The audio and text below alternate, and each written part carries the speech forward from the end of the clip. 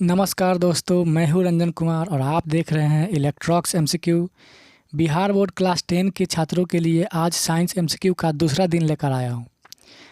यदि पहला वीडियो अभी तक नहीं देखा है तो जाकर ज़रूर देखें।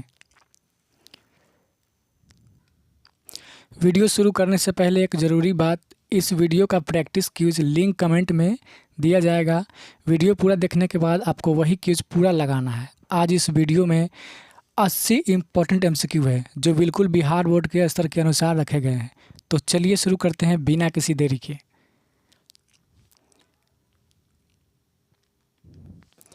पहला सवाल है, धारा वहन करने वाले चालकों के तारों को चुंबकीय क्षेत्र किस रूप में होता है? सीधी रेखा में, वृत्ताकार रेखा में, आयताकार, अनियमित, क्या होगा? तो इसका आंसर हो जाएगा वृत्ताकार। ठीक है, अगला सवाल देखते हैं। अगला सवाल है, फ्लेमिंग का दायां हाथ नियम किसके लिए है? मोटर के लिए, जनित्र के लिए, हीटर के लिए, फ्यूज के लिए? तो बताइए, फ्लेमिंग का दायां हाथ का नियम किसके लिए है? तो जनित्र के लिए, यानी कि जनरेटर के लिए होता है। अगला सवाल देखते हैं। ये अगला सवाल है, विद्युत मोटर का मुख्य सिद्धांत क्या है? ऊष्मीय प्रभाव, रासायनिक प्रभाव, चुंबकीय प्रभाव और प्रकाश प्रभाव। क्या है विद्युत मोटर का मुख्य सिद्धांत? क्या है तो बताइए, आंसर हो जाएगा चुंबकीय प्रभाव। ठीक है, चुंबकीय प्रभाव पर काम करता है विद्युत मोटर। ठीक है, अगला सवाल देखते हैं हम लोग। अगला सवाल क्या है, चुंबकीय क्षेत्र की एसआई इकाई क्या है? चुंबकीय क्षेत्र की एसआई इकाई क्या है? तो बताइए आंसर इसका क्या होगा? तो इसका आंसर होगा टेस्ला। ठीक है, चुंबकीय क्षेत्र की एसआई इकाई टेस्ला है। अगला सवाल देखते हैं कि चुंबकीय क्षेत्र रेखाएं कभी एक दूसरे को क्यों नहीं काटती है? कम ऊर्जा होती है, दिशा एक होती है, दो दिशाएं एक बिंदु पर नहीं हो सकती, कारण नहीं है। मतलब इसका आंसर क्या होगा बताइए? तो इसमें से इसका आंसर हो जाएगा ये दो दिशाएं एक बिंदु पर नहीं हो सकती हैं। ठीक है, कभी भी दो दिशाएं एक बिंदु पर नहीं हो सकती है। अगला सवाल है कि किसी धारा वहन करने वाले चालक के पास कंपास की सुई क्यों मुड़ती है? ठीक है, तो ऊष्मा से, चुंबकीय क्षेत्र से, गुरुत्व से, विद्युत से, तो किस कारण से मुड़ती है? तो चुंबकीय क्षेत्र से मुड़ती है। अगला सवाल देखते हैं, मोटर में विभाजक यानी कि कम्यूटेटर जो होता है उसका विभाजक का कार्य क्या है? धारा को रोकना, धारा उलटना, वोल्टेज बढ़ाना, ऊर्जा संग्रहण करना। तो इसका आंसर क्या हो जाएगा? धारा को उलटना। इसका काम क्या है? धारा को उलटना। अगला सवाल है कि धारा की दिशा जानने के लिए किस नियम का प्रयोग करते हैं? फ्लेमिंग का बाएं हाथ का नियम, फ्लेमिंग का दाएं हाथ का नियम, दाहिने हाथ का अंगुष्ठ नियम, लेंज का नियम। तो इसका आंसर क्या हो जाएगा? दाहिने हाथ का अंगुष्ठ नियम जो है धारा की दिशा जानने के लिए। ठीक है, दाहिने हाथ का अंगूठा का नियम। अगला सवाल है कि मोटर में कुंडली किस धातु की होती है? लोहे की, तांबे की, एल्युमिनियम की, कार्बन की? तो आंसर बताइए क्या हो जाएगा? तांबे की। मोटर में जो कुंडली होती है तांबे की बनी होती है। चुंबकीय क्षेत्र की तीव्रता अधिक कहाँ होती है? दूर, पास, समान, कहीं नहीं। तो चुंबकीय क्षेत्र की तीव्रता अधिक कहाँ पर होती है? तो आंसर हो जाएगा पास के क्षेत्रों में चुंबकीय क्षेत्र की तीव्रता अधिक होती है। अगला सवाल है कि विद्युत जनित्र किस ऊर्जा को विद्युत में बदलता है? मतलब विद्युत जनरेटर जो है किस ऊर्जा को विद्युत में बदलता है? तो आंसर क्या हो जाएगा? रासायनिक, यांत्रिक और प्रकाश। तो क्या हो जाएगा? यांत्रिक ऊर्जा को विद्युत में बदलता है कौन? विद्युत जनित्र यानी कि जनरेटर। अगला सवाल है कि मोटर में ब्रश किससे बने होते हैं? तांबा के, लोहा के, कार्बन के और जस्ता के? तो आंसर क्या हो जाएगा? कार्बन के। मोटर में जो ब्रश है कार्बन के बने होते हैं। अगला सवाल है कि समांतर तारों में धारा एक ही दिशा में हो तो वे दूर जाएंगे, आकर्षित होंगे, अप्रभावित होंगे, पिघलेंगे, क्या होंगे? आंसर क्या हो जाएगा? तो आकर्षित होंगे।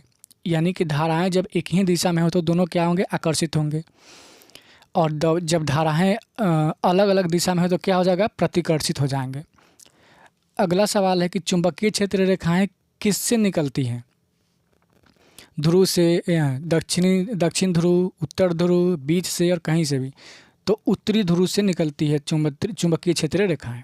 ठीक है, अगला सवाल है कि चुंबकीय क्षेत्र रेखाएं किस में प्रवेश करती हैं? उत्तर में, दक्षिण में, बीच में हवा में, तो कहाँ पे, दक्षिण में प्रवेश करती है, निकलती है उत्तर से और प्रवेश कहाँ करती है, तो दक्षिण में। अगला सवाल देखते हैं, मोटर में प्रयुक्त ऊर्जा का रूपांतरण कैसे होता है, विद्युत से यांत्रिक या रासायनिक से विद्युत, क्या होगा इसमें, ऑप्शन क्या हो जाएगा। एक बार क्वेश्चन देख लेते हैं। क्वेश्चन क्या है कि मोटर में प्रयुक्त ऊर्जा, तो मोटर में क्या होता है, यांत्रिक से विद्युत में होता है। ठीक है, मोटर में क्या, सॉरी यहाँ पे विद्युत से यांत्रिक में होता है जी। मोटर जो होता है, मोटर में विद्युत से यांत्रिक होता है। मतलब जो जैसे हम लोग मिल में जाते हैं गेहूँ पीसने के लिए, तो क्या होता है, विद्युत देते हैं हम लोग, मोटर चलता है, तब जाके क्या होता है, आटा पीसता है, मतलब यांत्रिक बनता है। तो क्या हो जाएगा, विद्युत मिलता है तब जाके यांत्रिक बनता है। तो इसका आंसर क्या हो जाएगा, विद्युत से यांत्रिक हो जाएगा। अगला सवाल है कि जनित्र में प्रयुक्त नियम क्या है, बायां हाथ नियम, दायां हाथ नियम, ओम का नियम, जूल का नियम। तो आंसर क्या हो जाएगा, आंसर हो जाएगा इसका दायां हाथ का नियम। जनित्र में दायां हाथ का नियम।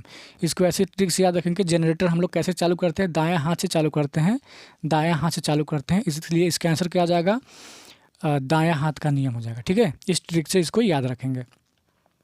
चुंबकीय क्षेत्र की दिशा बताने की उपकरण कौन सा है, वोल्टमीटर, एमीटर, कंपास और थर्मामीटर। तो आंसर क्या हो जाएगा, आंसर हो जाएगा कंपास। चुंबकीय क्षेत्र की दिशा बताने के लिए कंपास की आवश्यकता होती है।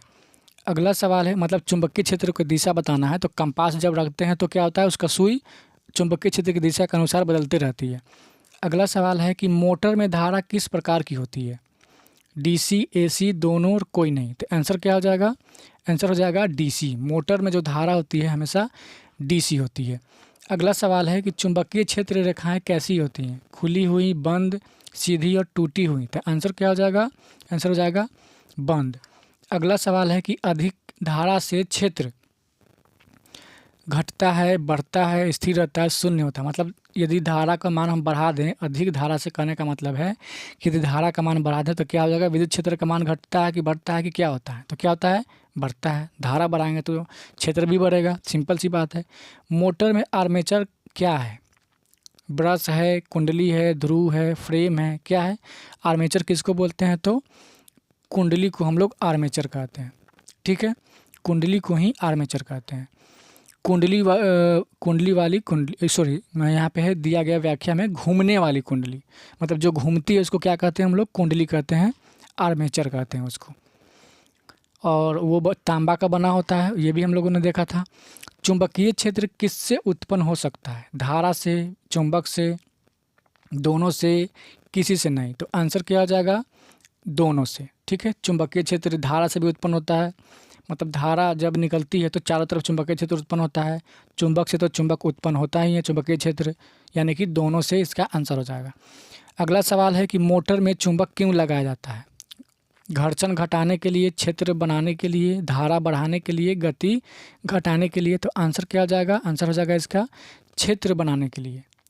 मोटर में चुंबक लगाया जाता है क्षेत्र को बनाने के लिए। अगला सवाल है कि जनित्र में उत्पन्न धारा, मतलब जनरेटर में जो धारा उत्पन्न होती है कैसा, डीसी, एसी, स्थिर और शून्य। क्या हो जाएगा, इसका आंसर हो जाएगा एसी। ठीक है, तो जनरेटर में जो धारा है एसी उत्पन्न होता है। ठीक है, याद रखेंगे इसको। अगला सवाल है, और मोटर में क्या होता है, डीसी होता है, अभी ऊपर हम लोगों ने देखा था, और जनरेटर में क्या होता है, एसी होता है। कार्बन की संयोजकता कितनी होती है, तो कार्बन की संयोजकता 4 होती है। अगला सवाल है कि सहसंयोजक बंधन बनता है इलेक्ट्रॉन देने से, इलेक्ट्रॉन लेने से, साझा करने से, हटाने से। तो आंसर क्या हो जाएगा, साझा करने से। इलेक्ट्रॉन जब साझा करता है तो सहसंयोजक बंधन बनता है। ठीक है, और क्या एक और होता है, विद्युत सहसंयोजक, सॉरी विद्युत जो उसका जो बॉन्ड होता है विद्युत वाला, वो किससे बनता है, तो इलेक्ट्रॉन को देने से और लेने से बनता है। ठीक है, लेकिन सहसंयोजक बंधन जो है वो किससे बनता है, इलेक्ट्रॉन को साझा करने से बनता है। अगला सवाल है कि संतृप्त यौगिकों में कौन सा बंधन होता है, तो आंसर बताइए, संतृप्त यौगिकों में कौन सा बंधन होता है, तो एकल बंधन होता है संतृप्त यौगिकों में। और असंतृप्त में क्या होता है, या तो डबल होगा या तो ट्रिपल होगा। ठीक है, 2 और 3 वाला बंधन जो होता है वो असंतृप्त में होता है, और संतृप्त में क्या होता है, एकल बंधन होता है। अगला सवाल है, देखिए क्वेश्चन आ भी गया कि असंतृप्त यौगिकों में होता है केवल एकल, द्वि और त्रि। तो आंसर क्या हो जाएगा, द्वि और त्रि, यानी कि 2 और 3 दोनों हो सकता है। असंतृप्त में, और संतृप्त में क्या होगा, एकल। एकल का मतलब एक होता है। एल्केन का सामान्य सूत्र क्या है, CnH2n+2। ठीक है, तो क्या हो जाएगा आंसर, ये बी नंबर ऑप्शन से हो जाएगा क्या, CnH2n+2। अगला सवाल देखते हैं कि एथीन किस वर्ग का है, एल्केन का है, एल्कीन का है, किसका है, एल्काइन का है, अल्कोहल का है। तो एथीन इन लगा हुआ है, तो इसमें देखेंगे कि इन किस में लगा हुआ है, तो एल्कीन इसमें लगा हुआ है, तो आंसर क्या हो जाएगा, एल्कीन। अगला सवाल है कि मीथेन का सूत्र क्या है, तो मीथेन का सूत्र क्या होता है, CH4।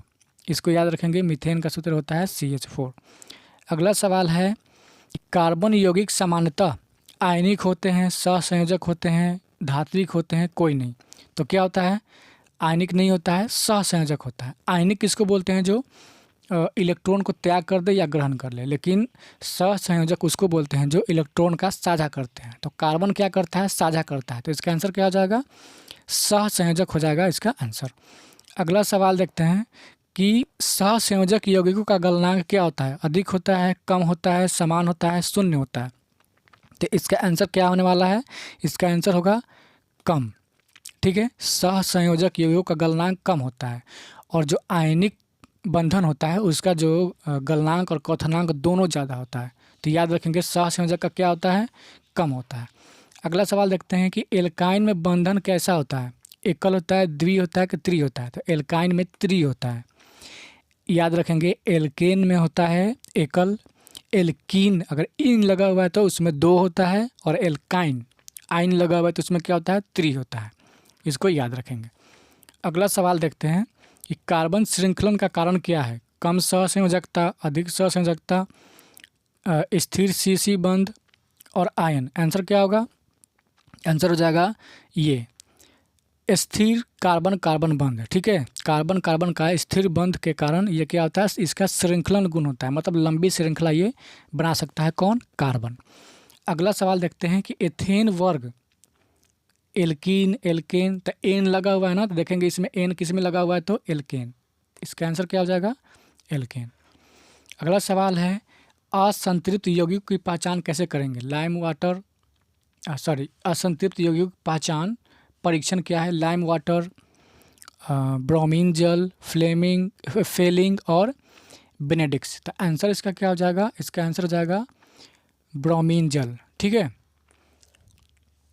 अगला सवाल है कि कार्बन के यौगिक पानी में अधिक घुलनशील होते हैं, कम घुलनशील होते हैं, पूर्ण और नहीं। तो इसका आंसर क्या हो जाएगा, आंसर हो जाएगा कम घुलनशील।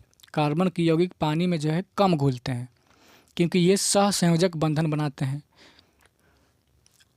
इसका अगला क्वेश्चन है कि एल्केन में हाइड्रोजन कम होता है, अधिक होता है, शून्य होता है, समान होता है। तो आंसर क्या हो जाएगा, आंसर हो जाएगा अधिकतम। ठीक है, एल्केन में जो है हाइड्रोजन अधिकतम होता है। अगला सवाल है कि एथाइन का सूत्र क्या है, तो एथाइन का सूत्र क्या होता है, पहले ही क्लिक हो गया। तो क्या होता है इसका आंसर C2H2। एथाइन देखिए एल्काइन का सूत्र होता है CnH2n-2। तो उस फार्मूला पर जब हम उसको रखेंगे तो इसका आंसर क्या हो जाएगा, एथाइन, चूँकि एथाइन है तो इसमें कार्बन की संख्या 2 होगा, तो C2H2 इसका आंसर होगा। यहाँ पे जो ग्रीन कलर दिख रहा है वो बिल्कुल राइट आंसर है। अगला सवाल है कि सहसंयोजक यौगिक बिजली, सहसंयोजक यौगिक बंधन होता है। ठीक है, बिजली लिखा गया यहाँ पे, टाइपिंग मिस्टेक है। तो इसका आंसर क्या हो जाएगा, इसका आंसर चलाते हैं, नहीं चलाते हैं, कभी कभी और हमेशा। तो इसका आंसर क्या हो जाएगा, नहीं चलाते हैं। ठीक है, सहसंयोजक यौगिक बिजली को चलाते हैं कि नहीं चलाते हैं, तो क्या हो जाएगा, नहीं चलाते हैं। सहसंयोजक बंधन बिजली को नहीं चलाते हैं, लेकिन जो आयनिक बंधन होते हैं उसमें जो करंट है जो फॉलो करता है, इसमें नहीं होता है। अगला है एल्कीन का सामान्य सूत्र, एल्कीन का क्या होता है CnH2n। ठीक है, इसका आंसर क्या हो जाएगा, ये CnH2n हो जाएगा। और अगला क्वेश्चन है कि कार्बन का परमाणु क्रमांक कितना होता है, तो कार्बन का परमाणु क्रमांक होता है 6। ठीक है, कार्बन का परमाणु क्रमांक 6 होता है। कार्बन के चारों ओर बंध कोण कितने डिग्री का होता है, बताइए कितने डिग्री का होता है। तो इसका आंसर क्या हो जाएगा, 109.5 डिग्री। ठीक है, कार्बन के चारों ओर का जो बॉन्ड होता है 109.5 डिग्री का होता है। अगला सवाल है कि मीथेन जलाने पर क्या बनता है? मीथेन जलाने पर क्या बनता है? तो हम लोग जानते हैं मीथेन जब जलता है तो कार्बन डाइऑक्साइड बनता है, ठीक है। तो इसका आंसर क्या हो जाएगा? CO2 और H2O, यानी कि कार्बन डाइऑक्साइड भी बनता है और जल भी बनता है मीथेन के जलाने पर। कार्बन यौगिकों में बंधन कैसा होता है? कमज़ोर होता है, मजबूत होता है, आयनिक होता है, धात्विक होता है? तो क्या होता है? कार्बनिक यौगिकों में जो बॉन्ड बनता है वो मजबूत बनता है, ठीक है। कार्बनिक यौगिकों में बॉन्ड मजबूत बनता है, मजबूत सहसंयोजक बॉन्ड यहाँ पे लिखा गया है। अगला सवाल है कि एल्केन अभिक्रिया योग, अपघटन, प्रतिस्थापन, ऑक्सीकरण क्या हो जाएगा? इसका आंसर क्या हो जाएगा? तो इसका आंसर हो जाएगा सी, प्रतिस्थापन। एल्केन जो अभिक्रिया है कैसा होता है? प्रतिस्थापन। अगला सवाल है कि एल्कीन अभिक्रिया कैसा होता है? एल्कीन अभिक्रिया होता है योग, ठीक है। एल्कीन की जो अभिक्रिया होती है योग। अगला सवाल है कि एथेन में कार्बन कितने होते हैं? एथेन है तो एथेन में कितना होता है? 2 होता है। तो कितना आंसर हो जाएगा इसका? 2 हो जाएगा। अगला सवाल है कार्बन यौगिकों की विविधता का कारण क्या है? कम संयोजकता, श्रृंखलन, आयन, धातु? तो आंसर क्या होगा? श्रृंखलन, ठीक है। कार्बन यौगिकों की विविधता का कारण क्या है? श्रृंखलन गुण होता है।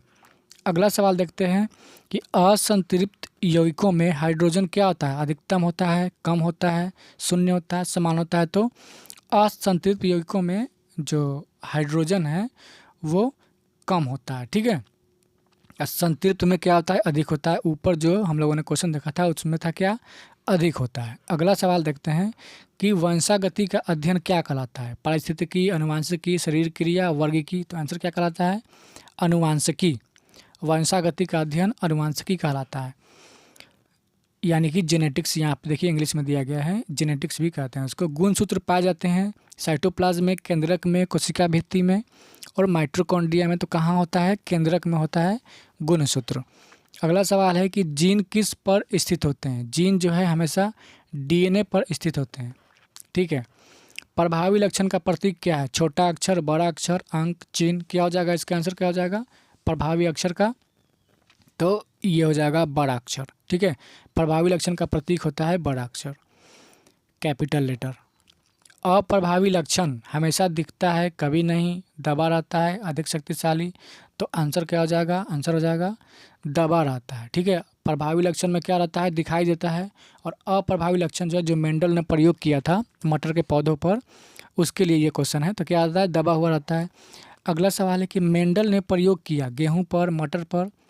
क्या हो जाएगा? मटर पर मेंडल ने प्रयोग किया था।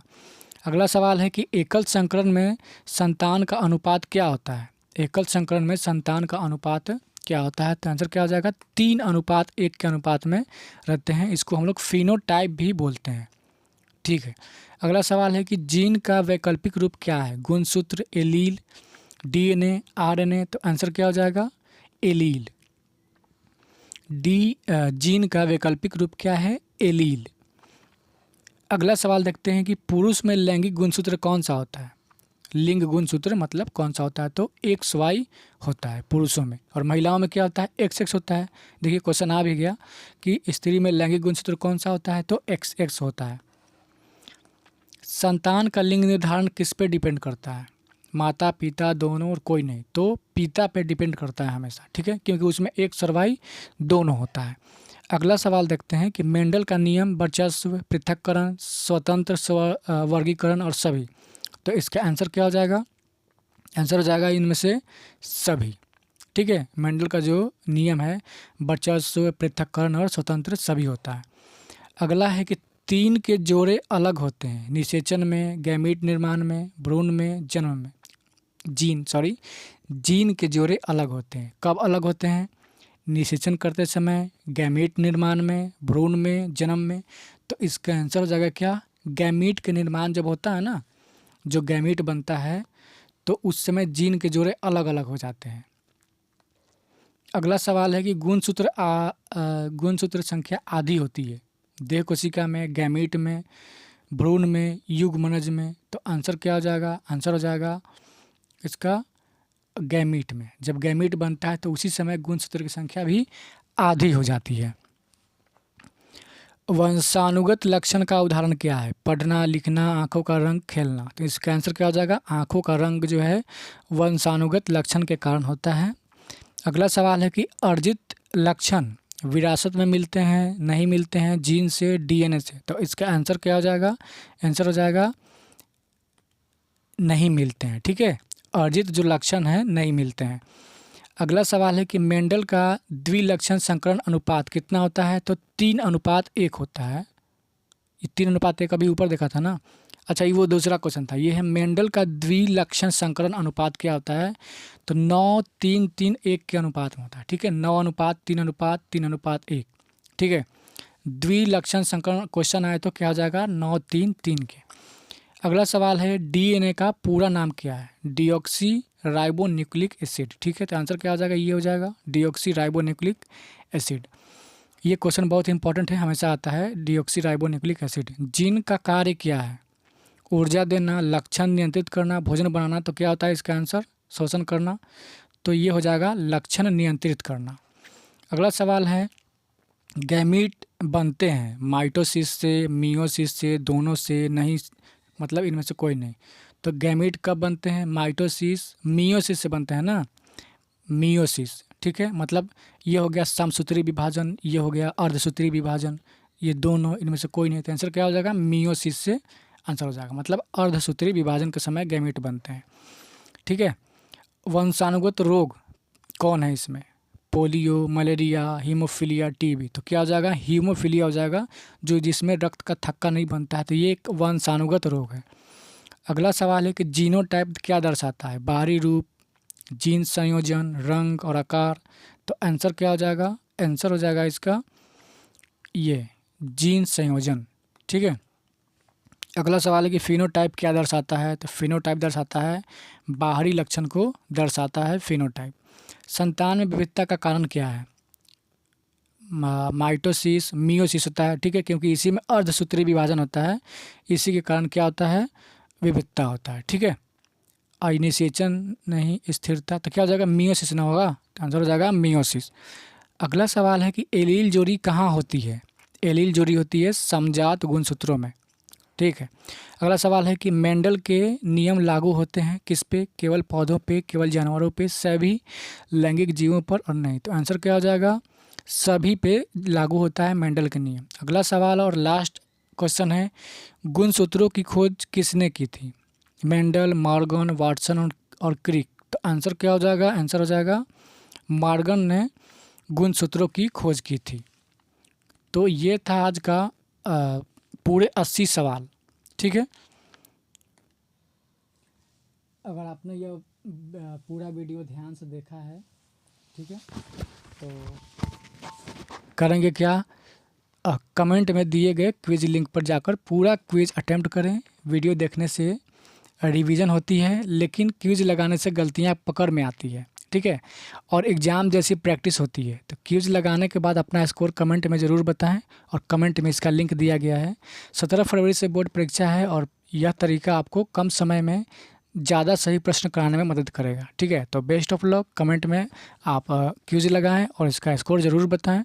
तब तक के लिए गुड बाय।